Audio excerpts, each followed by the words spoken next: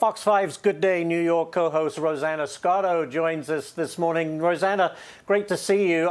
Look, Adam is, as we just saw, calling out the far left for hijacking the narrative around deportations. But I guess my question is, why wouldn't they want dangerous criminals off the streets? It makes sense, doesn't it? Yeah, well, we're a sanctuary city here in New York City.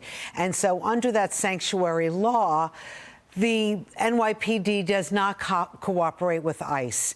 Now, we did allow ICE at Rikers Island before 2014. At that time, we had Mayor de Blasio, who he changed a lot of the laws in our town, making them a little bit more, we have bail reform, right? So it allows the criminals to have a little bit more leeway in New York City. There is a big pushback right now.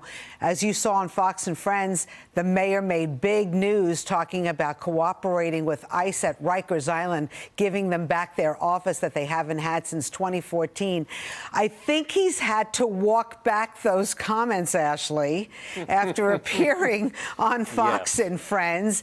You know, there's legalities. I don't think that he can change the law with the stroke of a pen. The city council has come out and said, not so fast, Mayor. So stay tuned. It may not be that easy for him. Next one for you, some New York prosecutors resigning after the Department of Justice ordered them to drop the case against Mayor Eric Adams. They claim that Adams only helped with immigration to get those charges dropped. Listen to how Mayor Adams responded to that.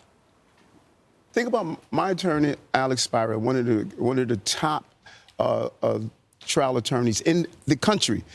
Imagine him going inside saying that the only way Mayor Adams is going to assist in immigration, which I was calling for since 2022, is if you drop the charges. That's quid pro quo. That's a crime. It took her 3 weeks to report in front of her a criminal action. Right. Come on, this is silly.